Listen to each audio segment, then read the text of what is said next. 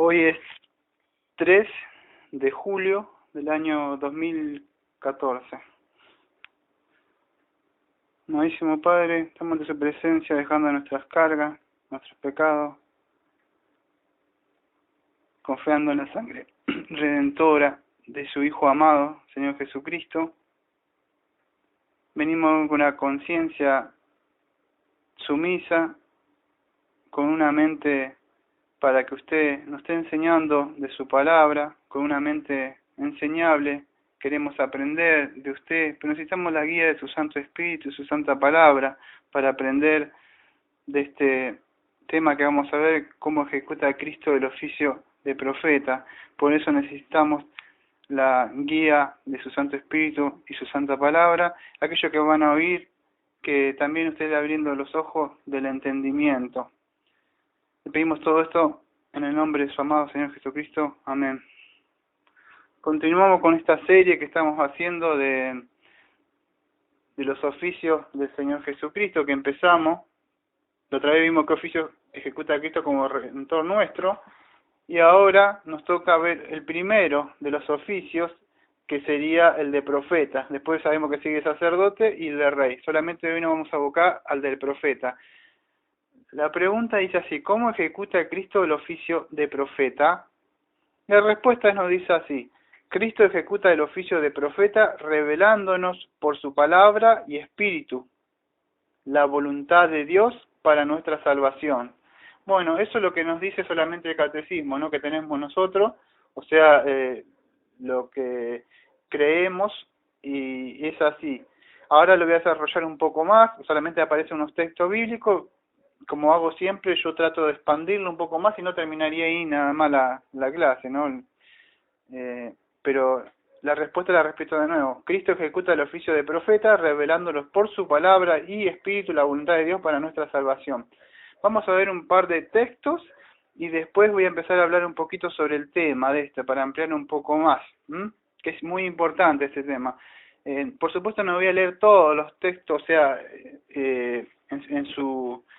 en su mayoría y en todo, porque son muchísimos, ¿no? Pero Lucas 4, 18 y 19 dice así: sabemos que cuando Cristo, o sea, Jesús estaba en Nazaret, ¿no? Y él había ido a la sinagoga en el día de reposo, ¿no? Y fue a leer y abrió el libro del profeta Isaías. Dice así: el Espíritu del Señor está sobre mí, porque me ha ungido para anunciar el Evangelio a los pobres, me ha enviado para proclamar las buenas.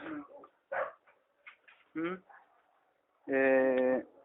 ha ungido para anunciar el Evangelio a los pobres, me ha enviado para proclamar libertad a los cautivos y la recuperación de la vista a los ciegos, para poner libertad a los oprimidos, para proclamar el año favorable del Señor.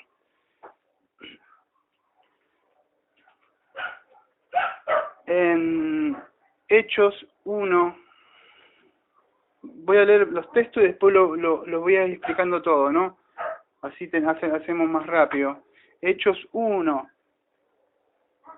versículo 1 y 2, dice así: el primer relato que escribí, Teófilo, trató de todo lo que Jesús comenzó a hacer y a enseñar, hasta el día en que fue recibido arriba, después de que por el Espíritu Santo había dado instrucciones a los apóstoles que habían escogido.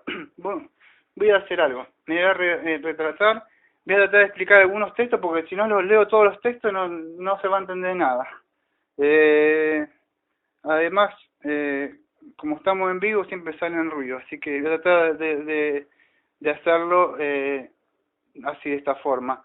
El texto que leí antes de Lucas 4, 18 y 19, hablaba que cuando Cristo entra a la sinagoga, no, eso se sorprende porque él abre las escrituras, decía que él sabía, estas escrituras se habían cumplido en él, ¿no? Ellos se quedaban sorprendidos. No puedo hacer un estudio exegético cada versículo porque no terminaríamos más, como siempre digo, hasta el cansancio, ¿no? Voy a ver por arriba, después voy a hacer vamos a cerrar algo panorámicamente lo que quería decir, pero no puedo en cada texto explicarlo, todo en su contexto. Por eso, a vista de pájaro, siempre leo por arriba. Pero acá lo que podemos rescatar en Hechos 1, versículo 2, que después que por el Espíritu Santo había dado instrucciones a los apóstoles, que entonces vemos que Cristo, o sea, que después que fue recibido arriba, o sea, por el Espíritu Santo, Él había dado instrucciones. Entonces que vemos como profeta, el Señor Jesucristo le había dado instrucciones a los apóstoles que había escogido. Entonces, Cristo le ha dado ciertas instrucciones a los apóstoles. Sabemos que nosotros, como dice la palabra, que la iglesia está fundada sobre el fundamento de los apóstoles, ¿no? ¿Por qué? ¿Los fundamentos de los apóstoles de qué? De las instrucciones que el Señor Jesucristo le había revelado, le había dado, ¿no?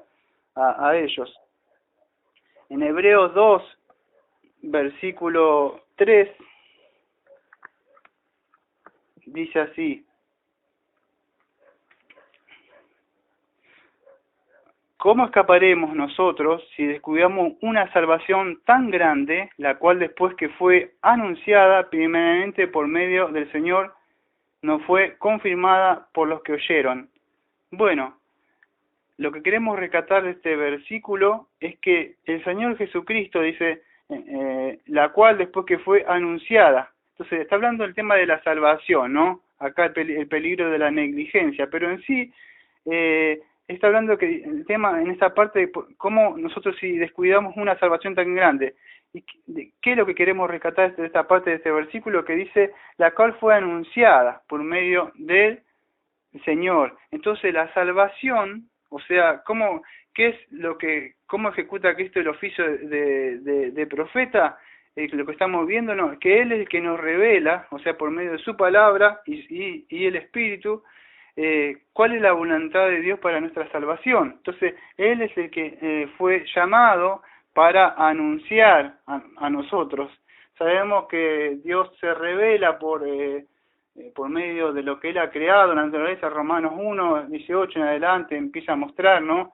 Pero esa, vamos a decir, revelación que se muestra no salva, es solamente por el medio del Señor Jesucristo.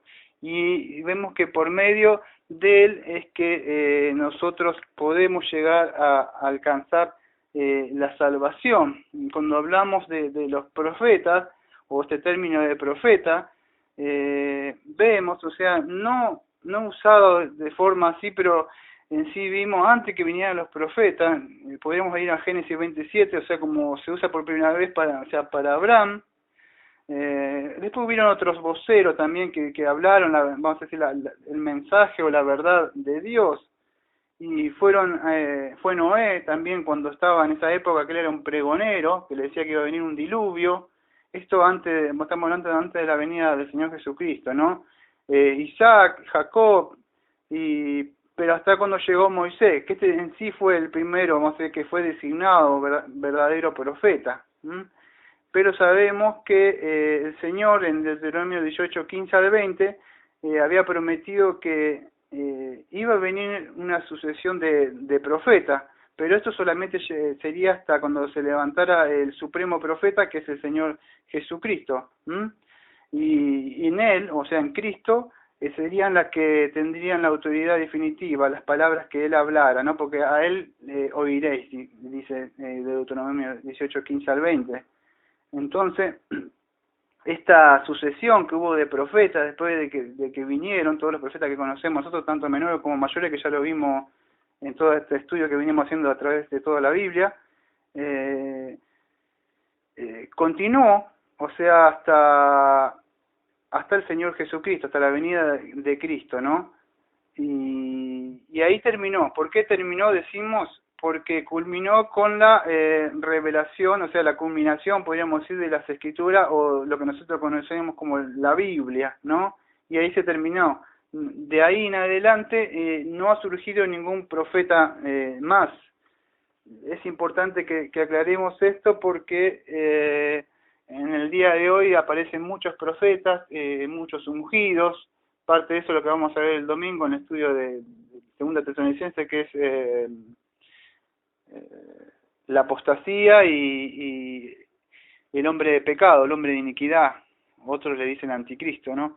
Que eso vamos a ver. Pero han surgido muchos profetas, pero por eso sabemos que desde que Cristo ha venido, nosotros en la iglesia no necesitamos ningún profeta, que Dios me dice algo para usted, esta revelación que tengo, el varón de Dios, que me le va a traer para su vida y su ministerio. Ahora Dios me está diciendo que no necesitamos nada de esas cosas. O sea, está completo el canon, las escrituras ha sido cerrada, mismo Apocalipsis, el Señor nos advierte que no pongamos ni quitemos, en Deuteronomio 4 también dice lo mismo, no pondrás ni quitarás. Entonces, así nos advierte el Señor, la revelación, todo lo que necesitamos para nuestra salvación está en las escrituras. Vamos a seguir un poquito más con los textos y vamos a cerrar con otro comentario sobre esto. Juan 15, 26 y 27. Juan 15, 26 y 27. Dice así: cuando venga el Consolador, a quien yo enviaré del Padre, es decir, el Espíritu de verdad, que procede del Padre, Él dará testimonio de mí.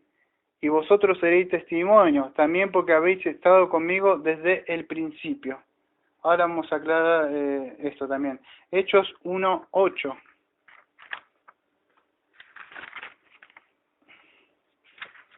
Hechos 1, versículo 8, dice así: pero recibiréis poder cuando el Espíritu Santo venga sobre vosotros, y me seréis testigos en Jerusalén, en toda Judea, Samaria y hasta los confines de la tierra.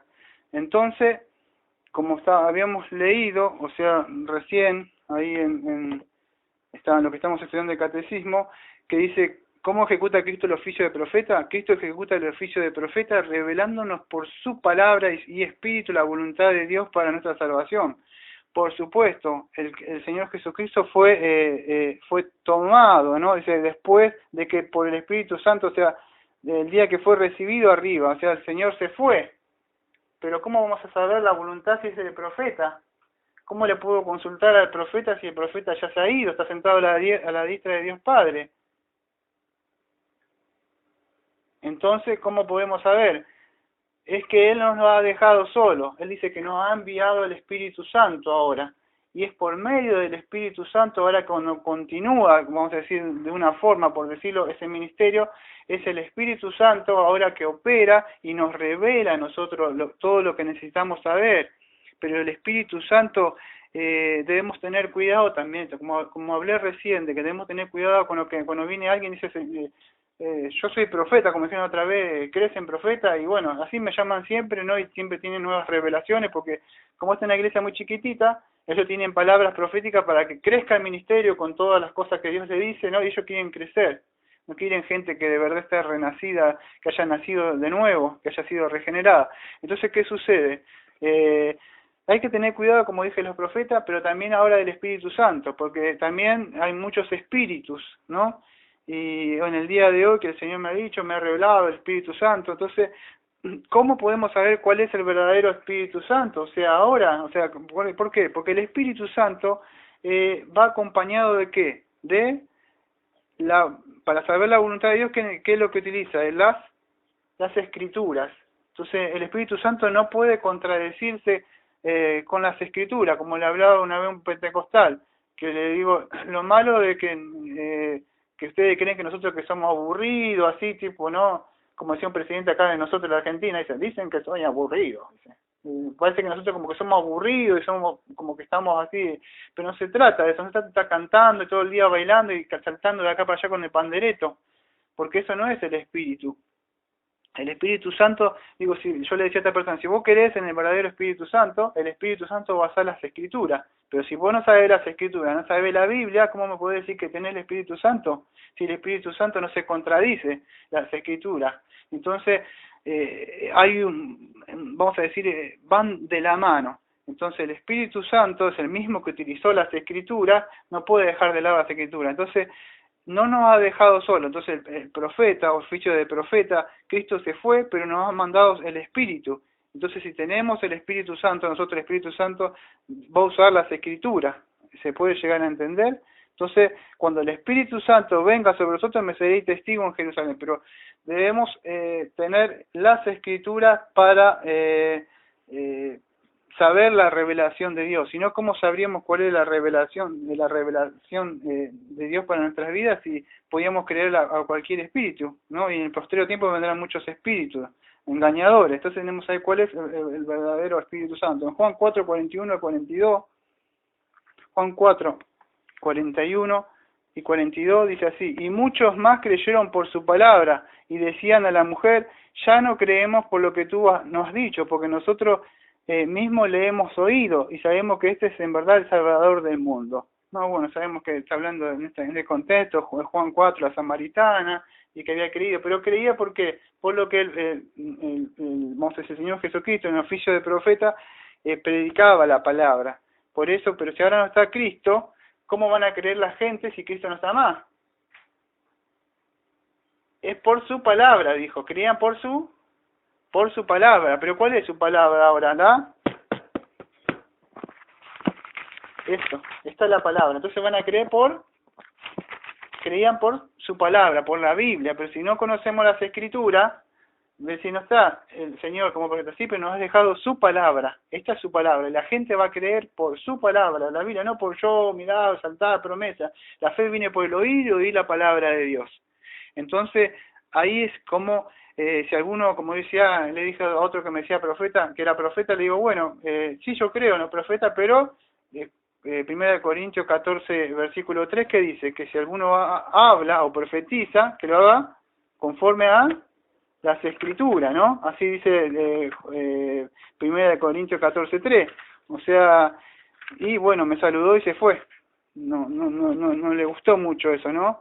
Porque se vio confrontada con las Escrituras. Pero el que profetiza habla a los hombres para edificación, exhortación y consolación. Pero el que profetiza no dice, el Señor quiere que hagas esto, que te prospere, no, es para consolación, edificación, exhortación, que no tengo tiempo de hablar de eso. Entonces, pero para eso voy a usar la palabra de Dios. Pero ahora estamos hablando del oficio de profeta del Señor Jesucristo. En Juan, ya leí Juan 4:21, ¿no? En Juan, el último texto, Juan 20, 30 y 31, dice así, Juan 20, 30 y 31. El propósito de este evangelio según Juan, así dice mi subtítulo. Y muchas otras señales hizo también Jesús en presencia de sus discípulos, que no están escritas en este libro, pero estas se han escrito para que creáis que Jesús es el Cristo y el Hijo de Dios, y para que creáis tengáis vida en su nombre. Entonces, ¿cuál es el propósito, ¿no? de esto, de que ya ha sido escrito acá las Escrituras? Él dice que otras señales se hicieron, ¿no? Que no están escritas en este libro, pero las que están escritas, o sea, en las Escrituras, o sea, las que tenemos nosotros, que nos ha dejado el Señor como manual, o para no estar creyendo a otros falsos profetas, tenemos las Escrituras, se han escrito para que creáis que Jesús, ¿qué es? El Jesucristo, que Él es el Mesías, ¿no? El Hijo de Dios. Y al creer nosotros en Él, tenemos vida en su nombre. Entonces, es por medio del Señor Jesucristo, o sea que es Él así, lleva a cabo, ejecuta el oficio de profeta, que el Señor Jesucristo nos revela por medio de su palabra, o si queremos decir las Escrituras, o las Santas Escrituras, o la Biblia, pero las Santas Escrituras por sí solas, vamos a decir, no salvan. ¿Por qué? Porque mucha gente puede tener una Biblia, no conoces gente que tiene Biblia en sus casas y tiene polvo. Y dice, por entonces la Biblia, según lo que ustedes creen, es que por medio de las Escrituras el Señor Jesucristo nos revela salvación. Ya está, yo tengo una Biblia, ya me salvé.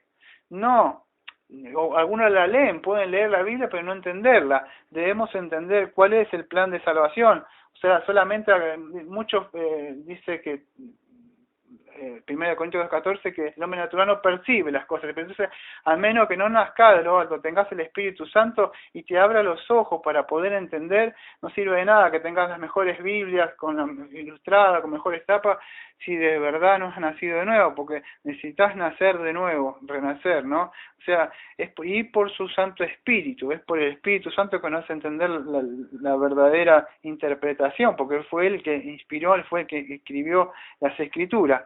Entonces, Eso aprendemos. Vamos a ir cerrando con un poquito más de esto y ya terminamos. Entonces, como profeta, porque nos falta después en otros estudios posteriores, en otros días, el sacerdote y el rey. Pero para culminar, cómo ejecuta el oficio de profeta. Entonces, ¿cómo es que lo ejecuta el Señor Jesucristo? Si no entendieron nada de lo que estuve hablando un poco ahora, vamos a tratar de absorber esta última información.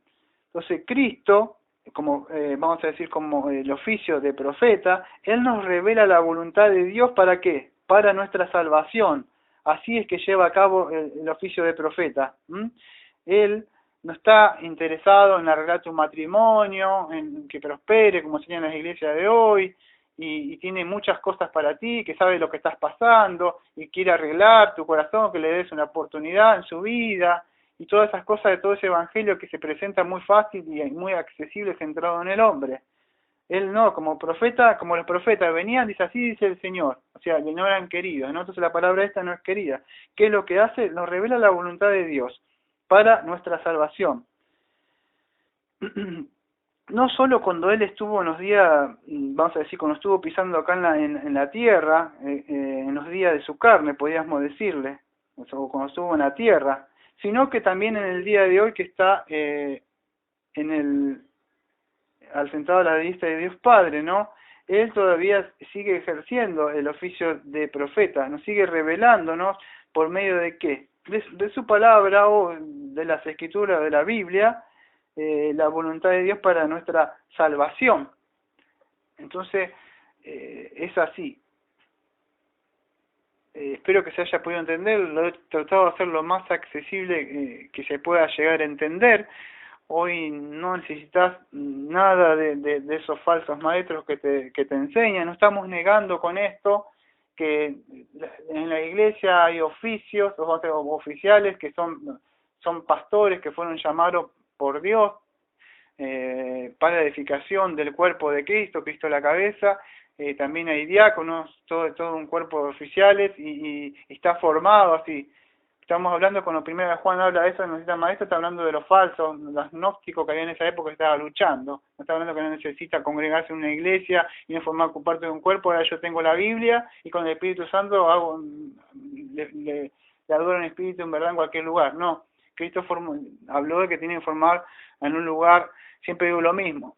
Acá en Mar del Plata solamente yo mismo lo que hemos hecho porque de verdad se ha propagado el evangelio de la prosperidad, sanidad, testigo, mormón, y todo lo que hay, no se predica, y eso no hay ninguna iglesia bautista reformada que crea. Sabemos porque es por eso, y como vimos en la historia de la iglesia ha surgido, siempre ha habido ese problema y siempre ha habido un remanente que se ha apartado, aparte más en estos posteriores tiempos que estamos viendo, que me va a tocar hablar el domingo de la apostasía y el anticristo del hombre de pecado. ¿Qué vas a hacer? ¿Te vas a unir con ellos o vas a querer ser un remanente fiel para Dios? Entonces a veces hay que tomar ciertas decisiones. Pero volviendo al tema, lo que necesitas para toda la salvación, tener las escrituras y el Espíritu Santo. ¿Se puede llegar a entender? Espero que hayan podido diferenciar en lo que es esto y formar parte de una iglesia, porque no quiere decir, tengo la Biblia, entonces ya está, hago mis estudios aparte solo y ya está, no se trata de eso. Estamos hablando de este crecimiento personal nosotros. Bueno, vamos a cerrar y vamos a orando, ¿no? Amado Padre, le agradecemos porque a usted le ha placido mostrarnos cuál es el oficio de su Hijo amado, el Señor Jesucristo, como profeta, que Él nos ha revelado cuál es el plan de salvación que tenía usted para nuestras vidas durante la fundación del mundo. Le agradezco yo especialmente porque estaba muerto en delito y pecado, estaba en esas iglesias, megas iglesias de la prosperidad, sanidades, y en un momento usted vino y me dio vida, me sacó del estado de pudredumbre, mis trapos viejos que tenía, me lavó, me vistió con vestidura de justicia y me dio las arras del Espíritu, el anillo, y usted me hizo entrar a su familia. Por eso le agradezco, le pido por muchas personas que también están extraviadas en muchos lugares de esas iglesias, que usted lo esté sacando, así como lo hizo conmigo, como lo hizo con mi esposa, y lo sigue haciendo con muchos de sus hijos, que hay pequeños remanentes, pero son fieles a su palabra, siguen creyendo la palabra, no aquellos gente falsos pseudos pastores que se han levantado en el día de hoy, que lucran por ganancias deshonestas. Así que le pido que usted siga todavía trayendo un remanente fiel. Todo esto se lo pido a nuestro amado Señor Jesucristo. Como siempre decimos, esta Iglesia Bautista de la Gracia desde Mar del Plata, Argentina. Amén.